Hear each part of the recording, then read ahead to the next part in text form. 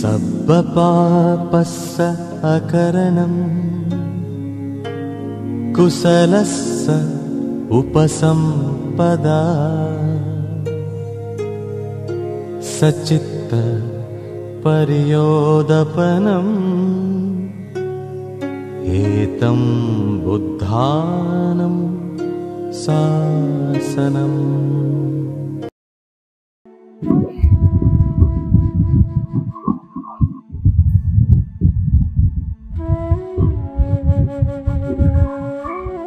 महाकाली ने कथा भगवान गौतम बुद्ध तथागतांचा सतधम्म तथागतांच्या युद्ध असा श्रावक संघ या तिन्ही रत्नांना त्रिवारांनी ईश्वरत्न परमपूज्य बोधिसत्व डॉक्टर बाबासाहेब आंबेडकर यांना हे त्रिवार अभिवादन। उपस्थित सर्व उपासक उपासिका बाल बालिका सर्वांच्या प्रति मंगलमय मंगल कामना।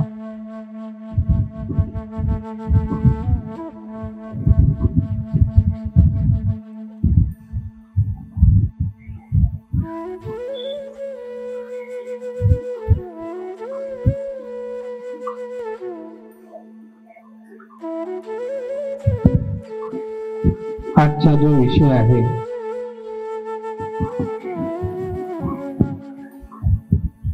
तो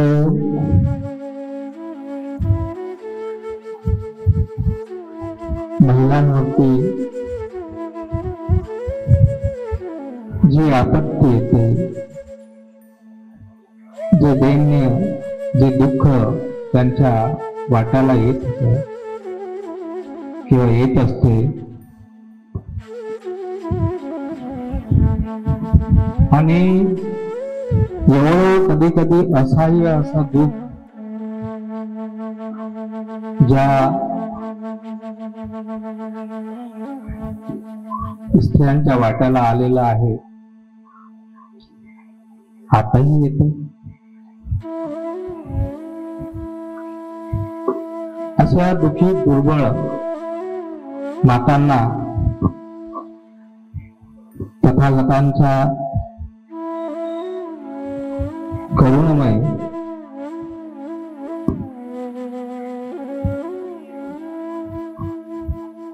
प्रज्ञा प्रदीपाच्या प्रकाशाने तथागतांच्या काळातही अनेक मातांना त्यांना दुःखमुक्त होण्यासाठी आधार झाला,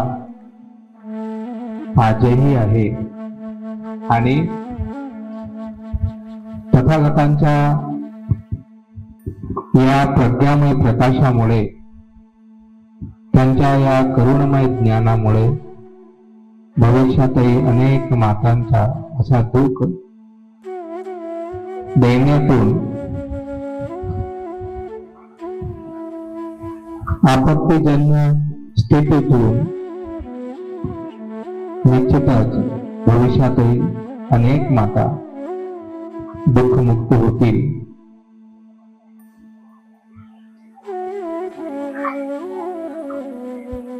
तर त्यावेळेस त्या मातांनी दुःखमुक्त होण्यासाठी अथक परिश्रम घेतले।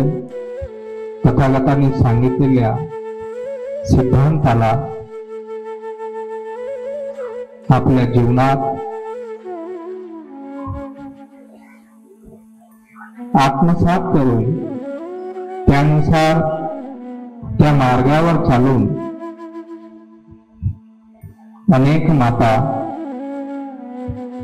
जन्मजन्मांच्या दुःखातून मुक्त झाल्या। असेच एक माता आपण ऐकलं आहे, अनेक वेळा ऐकलं असेल,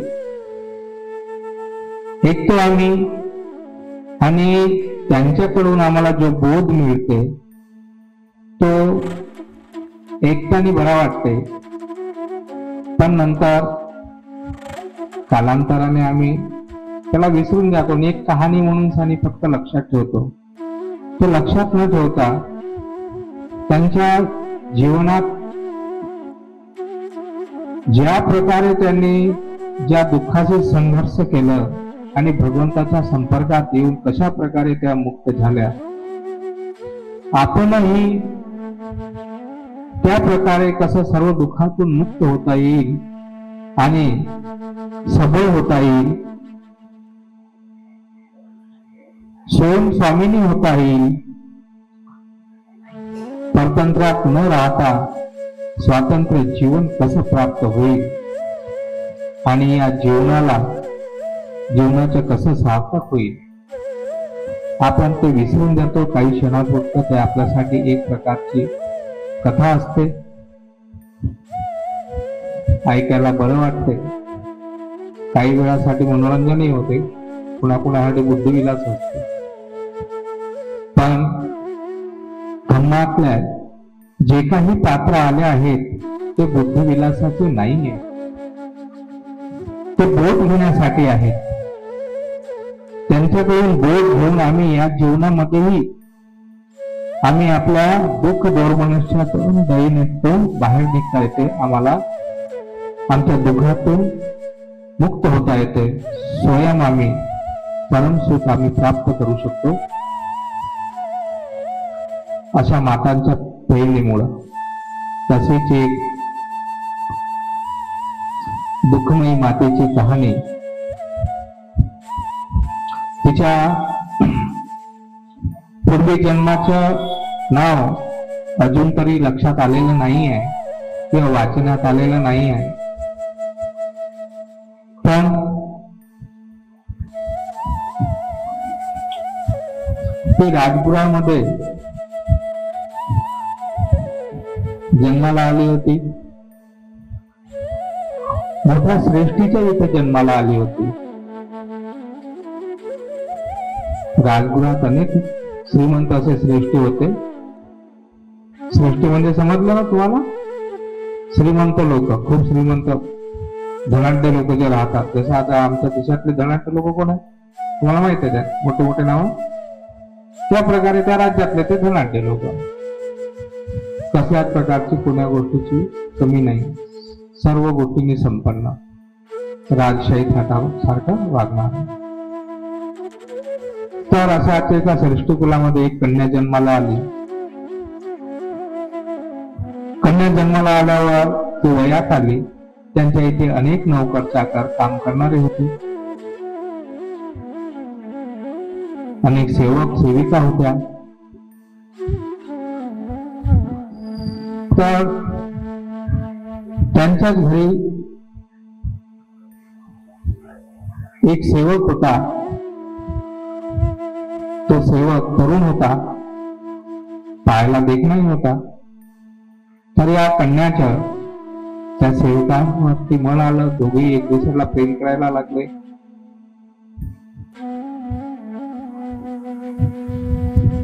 एक दुसऱ्याच्या प्रेमामध्ये ते एवढे आसक्त होते की एक दुसऱ्याशिवाय राहू शकत नव्हते. पण सेवक आणि एक प्रकारची राजकुमारी, श्रेष्ठीची मुलगी राजकुमारी सारखी, तर करायचं काय. तो वयात आल्यावर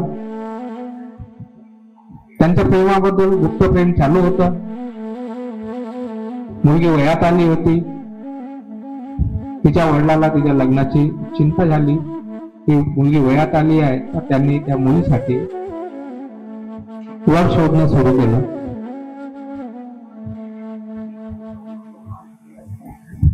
तेव्हा या कन्याला भीती वाटू लागली की आता माझ्या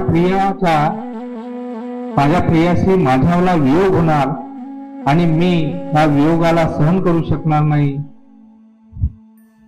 मी मरू शकतो, पण दुसऱ्या कोणाशी लग्न करणार नाही. एवढं प्रेम तिचेही त्याच्यावर होतं. आणि म्हणून एक दिवस तिने थोडे दागदागिने पैसा पाणी घेतला आणि त्या सेवकाला घेऊन ते पळून गेली. पळून दुसऱ्या राज्यात कुठेतरी जाऊन ते राहू लागले. दोघेही गुण्यागोविंदाने राहत होते. हळूहळू जवळचा पैसा होता तो संपत आला होता. याच परिस्थितीत तिला गर्भधारण झाला आणि जेव्हा तिला गर्भधारण झाला, तिचे दिवस जवळ आले होते, तेव्हा तिला वाटलं इकडे माझं कोणीच नाही, आपण आपल्या माहेरी जावं, चूक झाली आहे, माता पिताशी माफी मागावं आणि तिथेच आपली प्रसूती गर्भधारणा करावी. या उद्देशाने तिने पतीला बरेचदा चालण्यासाठी आग्रह केला. तो एक तो सेवक होता अगोदरचा, आता तिचा पती आहे, पण या मुलीला पळून घेऊन आला आहे याची भीती त्याच्या मनामध्ये होते आणि म्हणून तो नेहमी टाळाटाळ करायचा. तर हिला वाटला टाळाटाळ करता येतात. एक दिवस तो कामावर गेला असता ती एकटीच त्या मार्गाने निघाली. तेव्हा जेव्हा तो सेवक तिचा पती घरी आला, पाहायला माहित झालं की ती बाहेर निघून गेली आहे, तेव्हा तो लगबगीनं धावत पळत निघाला आणि तिला रस्त्यात गाठलं. रस्त्यात गाठून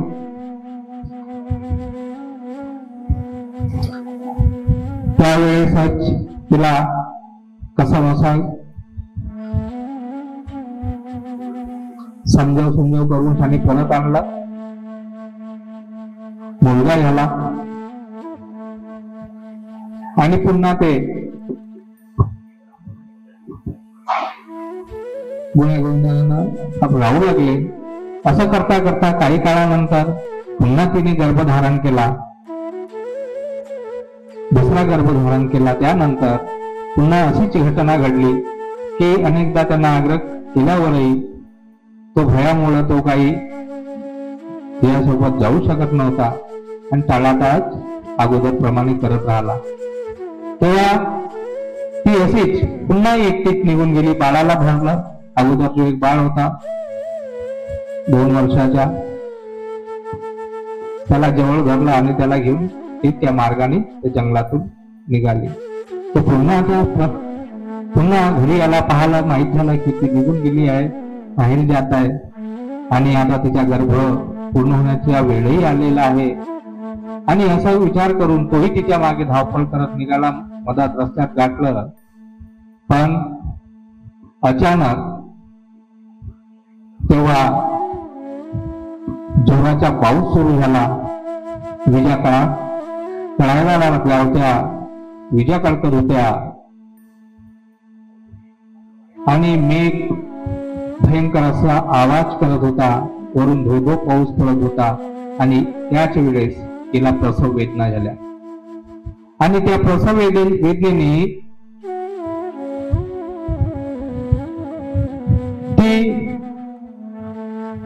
खूप व्याकुळ होत होती. खूप तिला वेदना होत होत्या. ती रडत होती. काय करावं तिच्या पतीला सुचेना. तेव्हा त्याला वाटलं, अंधारही होत आला होता, त्याला वाटलं काहीतरी झाडं झुडपं असं तोडून छोटीशी कुटी असं सारखं तिच्यावरती असा आधार की जेणेकरून पाणी वगैरे तिला लागणार नाही, म्हणून तो झाडाच्या त्या डाळा वगैरे फांद्या वगैरे तोडून आणण्यासाठी प्रयत्न करत होता. असं करत असताच त्याला एका काळात सर्पाने कृष्ण सर्पाने दंश केला. अचानक त्याला दंश केला आणि दंश केल्यामुळे त्याच्या तिथेच मृत्यू झाला. इकडे तिच्या प्रसव वेदना भयंकर होत होत्या आणि अचानक ती तिथे प्रसव पावली.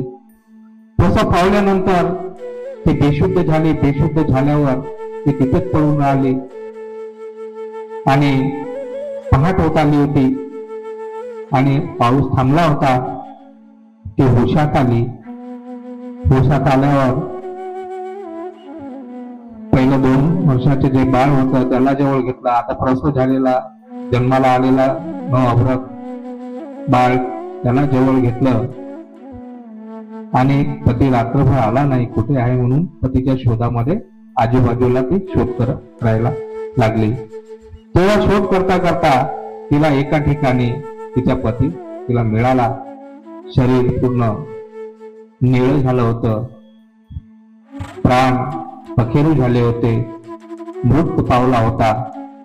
आणि आता काय करावं, बिचारी एवढी दुःखी झाली, रडली, खूप रडली, आक्रंदन केलं, तर त्या जंगलात तिचे कोण ऐकणार? कोणी नाही. त्या जंगलामध्ये सुनसान जंगल, एक बाळ अगोदरच, एक बाळ आता जन्माला आलेलं आहे. आता काय करावं? तर कशी बशी ती त्या दोन्ही मुलांना घेतलं आणि त्या मार्गाने सामोर जायला निघाली. सामोर नदी होती आणि रात्रभर पाऊस आल्यामुळं नदीला पूर आला होता. आता त्या पुरामधून दोन्ही मुलांना घेऊन कसं जायचं, म्हणून तिने विचार केला की मोठ्या मुलाला 2 वर्षाचा मुलगा होता, थोडं समजते त्याला, थांब रे बाबा, बस रे बाबा, म्हटलं तर येते लक्षात. तर त्याला सांगितलं, बाबा तू इथं बस, मी पटते जाऊन येतो. तो मुलगा तिथे बसला, काठावर बसला. ती आई त्या आता जन्मलेल्या मुलाला घेऊन ती नदीच्या पलीकडे कशी तरी गेली त्या प्रवाहातून. आणि तिथे एका झाडाखाली, छोट्याशा झुडपाखाली त्या नवजात बालकाला ठेवलं आणि इकडं हा जो बाळ होता या मोठावाला, त्याला घ्यायला ती निघाली. ती निघाली असता नदीच्या अर्ध्या प्रवाहात आली आणि लक्ष तिच्या त्या आता जन्मलेल्या त्या बाळाकडे होतं. जास्त तर लक्ष आता जन्मलेल्या बाळाकडे होतं, म्हणून ती मागे वारंवार पलटून पाहत होती. तेवढ्यात तिच्या लक्षात आलं की तिथे एक ससाना त्या बाळावर झेप घेत होता. झेप घेताना तिला लक्षात आलं आणि ते तिथे रडायला लागली, थांब थांब थांब, अशा प्रकारे हात वारे करायला लागली. तिकडे त्या मुलालाही तिकडे थांब थांब थांब, इकडे यालाही थांब, आणि असे हात वारे करत असता त्या जो मोठा मुलगा होता 2 वर्षाचा, त्याला असं वाटलं की आई आपल्याला बोलवत आहे, आणि म्हणून तो पाण्यामध्ये उतरला आणि पाण्याच्या प्रवाहात येऊन तो बालक, तो मोठा मुलगा त्या पाण्याच्या प्रवाहात वाहून गेला. इकडे ससाने ते लहान बाल उचललं आणि तोही त्याला घेऊन गेला. एकतर अगोदरच तिच्यावर डोंगर, पतीच्या मृत्यूचा डोंगर कोसळला होता. दुसरा, आता नवजन्म झालेला बालक त्याला ससाना घेऊन चालला आणि मोठा मुलगा पाण्यात वाहून चाललाय. बघा, कल्पना करा त्या मातेवर कसं दुःख ओढलं असेल, त्या मातेच्या मनाची अवस्था कशी झाली असेल. आणि ती माता आपल्याला कशी सावरत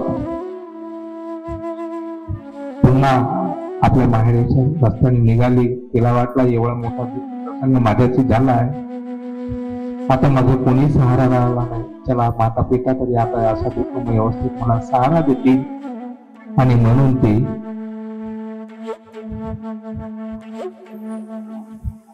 श्रावस्तीकडे जायला निघाली. तेव्हा जेव्हा नगराजवळ जायला निघाली तेव्हा रस्त्याने तिला कोणी भेटलं. त्यांनी विचारलं की मी अशाची लेक आहे, ते माझे माता पिता इथे आहेत, ते कसे आहेत, कुठे राहतात. मग त्यांना भेटायला चालली. त्यांनी विचारलं की तुला कुठून आली, कुठे झाली. त्यांनी सांगितलं की इथे माझे माता पिता राहतात, माझ्या अशी परिस्थिती झाली आहे आणि मी माझ्या माता पितांना भेटायला चाललो आहे. तेव्हा त्या वाट करून तिला सांगितलं की तू यांची त्या श्रेष्ठीची मुलगी आहे. मोठा दुःखमय होऊन व्याकुळ मनाने तो सांगू लागला, दुःखी मनाने सांगू लागला की माते, रात्रीचा खूप जो पाऊस झाला, त्यामध्ये त्यांचे ते घर होतं, जो वाडा होता, तो पूर्ण कोसळला आणि ते कोसळून ते त्यामध्ये ते माता, आई, वडील आणि त्यांचा एक मुलगा होता. तो रात्री त्या ढिगाऱ्यामधून दबून मरण पावले. आम्ही आता तिथूनच येत आहोत, त्यांच्याच मैत्रीमधून येत आहोत. आणि असं म्हणून तिच्या मग तो तोल गेला.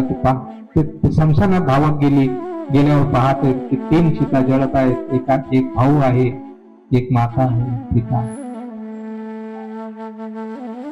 आणि असा दुःखाचा एवढा डोंगर फसवून तिच्यावर कोसळला की ते बेशुद्ध झाली. की तिच्या होश गेला. होश गेल्यावर पुन्हा तिचा होश कधी परत आला नाही. आणि मग त्यानंतर ती गावात नगरात वेड्या पिसासारखी फिरत राहायची. अंगावरती एक कपडा नव्हता, कपड्याची सूज नाही की स्वतःची सूज नाही. आणि लोकांना विचारत फिरत राहायचे, माझ्या पती पाहला का, माझे मुलगा पाहला का, माझे मुलं ससाने नेले, असं झाला, माझी माता कोणी पाहिली का, माझी पिता कोणी पाहिला का, माझी आई कोणी पाहिली का. अशा प्रकारे रडत व्याकुळ वेळ्या पिसासारखी फिरत राहायची. कोणी तिला गोटे मारायचे, कोणी दगड मारायचे, कोणी धन्ना मारायचे, कोणी जवळ घेत नव्हतं, जवळ येऊ देत नव्हतं. अशी त्या मातेची अवस्था झाली. अशा अवस्थेत अचानक एक दिवस वेळ्याच्या भरात वेळ असताना तिला वाटलं कुठे काहीतरी आहे, काहीतरी खायला मिळेल. वेळांनाही भूक लागते. ती गेली ती त्यावेळेस तथागत लोकांना धर्मोपदेश करत होते. आणि ही एकदम समोर निर्वस्त्र जाऊन उभी झाली. उभी होताच भगवंताच्या मुखात करुणमय आधार, शब्दांचा आधार मिळाला. बेटी शांत हो, बेटी होशाते, असं म्हणताच ते तिच्या होश परत आला. पाहते आहे, निर्वस्त्र आहे, तशीच ती बसून गेली. कुणीतरी आलं, तिच्या अंगावरती वस्त्र पांघरलं. आणि नंतर भगवंताने तिच्या मनाची अवस्था जाणून भगवंताने असा धम्म उपदेश केला की तिला तिथेच निर्मल चक्षु प्राप्त झाले. दुःखाचं कारण कळलं. आणि दुःख कशामुळे आहे, आपलं आसक्तीमुळे दुःख आहे. जिथे जेवढी आसक्ती तेवढं दुःख आहे.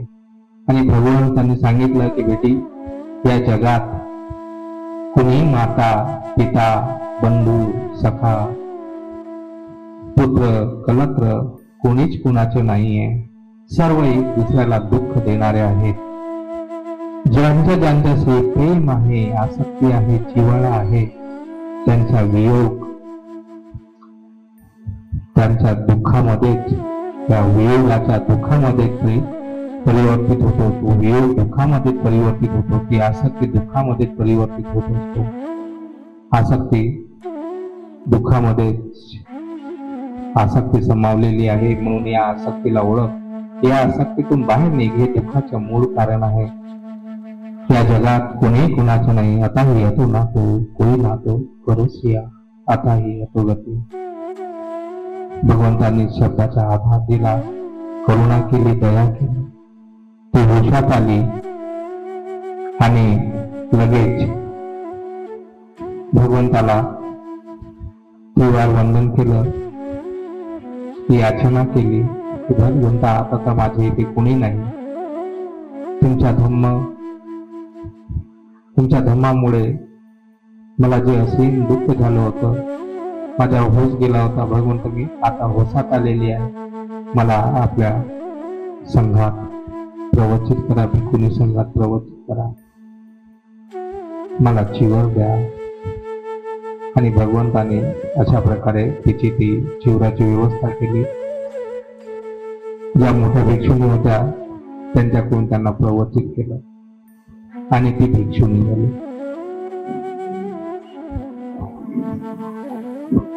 भिक्षुणी झाल्यावर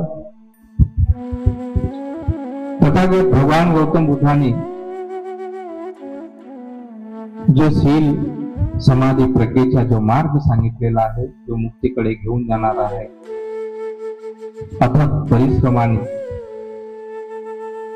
खूप एकाग्र चित्ताने तिने तो पर्यतित मार्ग, पटिपती मार्ग पटिवेधन करत करत एक दिवस काय झालं, अभ्यास करत असताना आणि भिक्षुणी जीवनात असताना एक दिवस तिने पायावर थोडं पाणी टाकलं.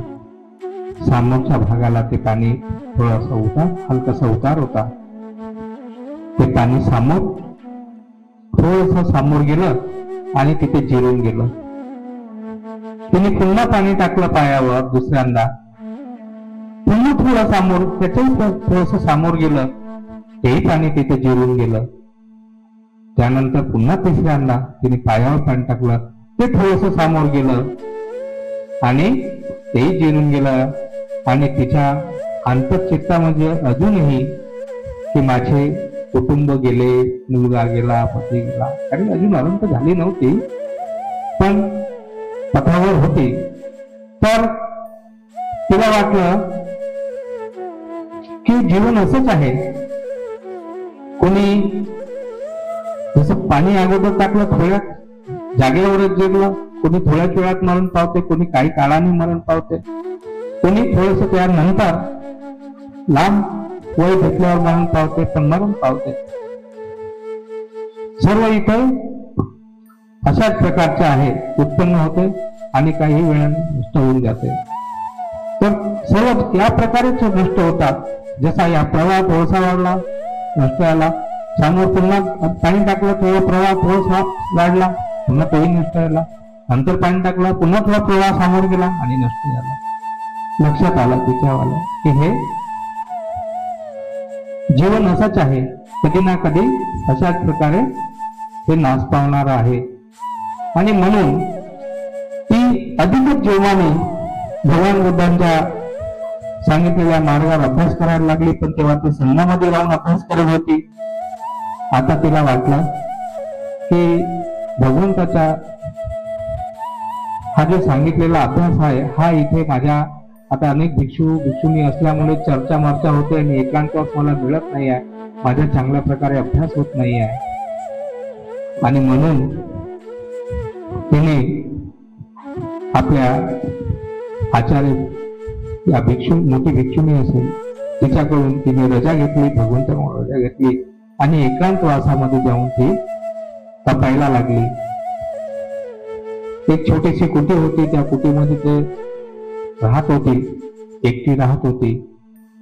तर तेव्हा तिथे ती एकांतवासामध्ये शील समाधी प्रज्ञेचा अभ्यास करत होती. अभ्यास करत असताना एक दिवस काय झालं की तिथे एक दिवा होता. तर तो दिवा,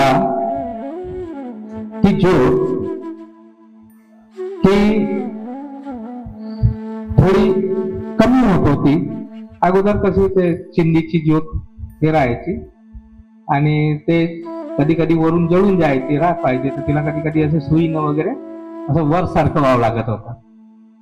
आणि ज्यांनी दिवे लावले असेल त्यांना माहित, आम्ही लावले आहे, आम्हाला माहित. आम्ही गावकडे होतो तेव्हा आमच्या गावामध्ये इलेक्ट्रिक नव्हती, कितीतरी वर्ष आम्ही दिव्यामध्ये राहिलो आहे त्या गावात. ज्या वेळेस पहिल्यांदा तो इलेक्ट्रिक आली होती ना तिथं, आणि पहिला लाईट त्या गावात जळला होता, तेवढा आनंद झाला होता की करून सर्व गावातले लोक. तर हाही आनंद तसाच आहे धर्माचा. हा, तर ती दिव्याची ज्योत थोडी सुईने वर उचलत असतानाच दिवा विझून गेला आणि दिवा विजताच ती म्हणाली, दिवा निर्वाण पावला. आणि बस तीही त्यावेळेस तिला निर्वाण पद प्राप्त झालं. निर्वाण पद प्राप्त झाल्यावर तिने भगवंतांनी सांगितलेला तो तिचा जो धम्माभ्यास होता तो आता तिचा पूर्ण झाला. त्या पथावर चालून ते खऱ्या अर्थाने आज ती भगवंताची मानसपुत्री बनली. विज्ञान प्राप्त झाल्यावरती तिच्या मुखातून भगवंताच्या प्रती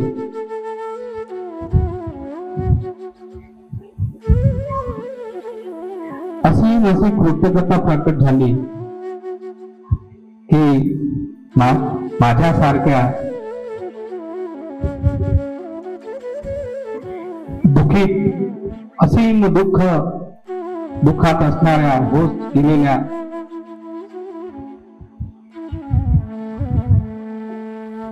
दुःखी स्त्रीला भगवंताने त्यांनी आपल्या वाणीच्या धर्माचा आधार दिला. आज मी भगवंताच्या ते जो पूर्ण केलेला आहे, त्यांचा तो मार्ग आहे, त्यांनी सांगितलेला तो मार्ग मी पूर्ण केलेला आहे. महान आहे भगवान बुद्ध, ज्यांनी माझ्यासारख्या दुःखी बेचैन स्त्रीला अशा प्रकारचं असं महान सुख प्राप्त करून दिलं. भगवंताच्या संपर्कात आली, माझं जीवन सफल झालं. मी भवमुक्त झाली, मी दुःखमुक्त झाली, मी जीवनमुक्त झाली. धन्य आहे भगवान बुद्ध, धन्य आहे भगवान बुद्धांचा मार्ग, धन्य आहे भगवान बुद्धांनी दाखवलेला प्रकाश. त्या प्रकाशामध्ये मला माझ्या दुःखाचे सारे मूळ स्पष्ट दिसले. ते सारे मूळ, सारे क्लेश, सारे आश्रय माझेवाले आता नष्ट झालेले आहे. मी जीवनमुक्त झालेले आहे, मी जीवनमुक्त झालेले आहे. आणि अशा प्रकारे तिने बुद्ध धम्म संघाच्या प्रती खूप गौरव प्रकट केला. आणि त्यानंतर तिने एक संकल्प सुद्धा केला की ज्या प्रकारे मी दुःखात व्याकुळ झाले होते, असं असीम दुःख माझ्यावर कोसळलं होतं. अनेक महिला, अनेक स्त्रिया माझ्या बहिणी असतील, अशा दुःखी असतील, अशा दुःखितांना मी आधार देईल, दुःखमुक्त करेल, दुःखमुक्तीचा मार्ग सांगेल. अशा प्रकारे तिनेही ग्रहण केला. आणि असं करता करता तिने 500 महिलांचा भिक्खुनी संघ तिच्या सोबत होता. 500 स्त्रियांच्या भिक्षुणींचे तिने प्रतिनिधित्व करत होती. आणि 500च्या 500 ही तिच्या सोबत असणाऱ्या दुःखितांना तिने या परम सुखामध्ये प्रतिष्ठित केलं. त्यांना दुःखातून मुक्त करून परम सुख निब्बाणामध्ये प्रतिष्ठित केलं. एवढी ती महान पटाचारा, नाव तिच्या अगोदरचं माहीत नाही, वाचण्यात आलेलं नाही आहे अजून. पण ती नग्न अवस्थेत जेव्हा ती भगवंताकडे आली आणि तिच्या अंगावरती जो कापड पांघरला गेला त्याला पट म्हणजे वस्त्र सुद्धा म्हणतात. आणि अशा प्रकारे तिचं नाव पटाचारा म्हणून पडलं आणि ते आजीवन पटाचारा म्हणूनच राहिलं. तर अशी ही महान पटाचारा. तर तिने तेवढंच नाही केलं, तर ते भगवान बुद्धाचा जो विनय, धम्म विनय होता, ज्या प्रकारे भिक्खूमध्ये उपाली अग्र होता, त्याच प्रकारे भिक्षुणी संघामध्ये ती विनयधारी म्हणून आणि अग्र अशी भिक्खुणी झाली. आणि तिच्यामुळं 500 लोकांचा उद्धार झाला. काय केलं ती? हेच आपलं शील मजबूत करून, दूर पराक्रम करून, खूप पराक्रम केला, दूर पराक्रम केला, दूर संकल्प केला आणि तो मार्ग पूर्ण केला. भगवान बुद्धांनी दिलेला तो मार्ग पूर्ण क्रमण केला. आणि निश्चितच भगवान बुद्धांचं जे मोठं महान सुख असं जे निवास आहे, ज्याला आपण निब्बाण म्हणतो, निर्वाण म्हणतो, ते प्राप्त स्वतःच केलं नाही तर अनेक दुःखित महिलांना सुद्धा तिने त्यांना दुःख मुक्त करून त्यांनाही ते परमसुख प्राप्त करून दिलं. कशामुळं? भगवान बुद्धांनी सांगितलेल्या मार्गावर चालून शील समाधी प्रज्ञेचा अभ्यास करत करत. तर आपणही अशाच प्रकारे छोट्या छोट्या गोष्टींनी दुःखी होतो की माता तर एवढं महान दुःखातून निघली आणि एवढ्या महान सुखामध्ये तिचे पदार्पण झालं. आपणही छोट्या छोट्या या सुखांना जे म्हणतो त्याच्या मागे दुःख आहे, यांना थोडं थोडं थोडं थोडं कमी करत चला, तर दुःख थोडं थोडं कमी होते आणि थोडं थोडं सुख तुम्हाला प्राप्त होत राहील. अशा प्रकारची आपण त्या मातेकडून, पटाचाराकडून आपण शिक्षा ग्रहण केली पाहिजे.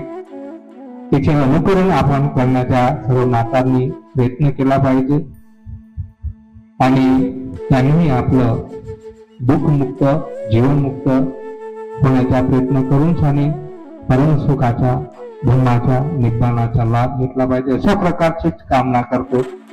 सर्वांच्या प्रती मंगलमय करतो. भवतु सर्वमंगलं, भवतु सर्वमंगलं, भवतु सर्वमंगलं.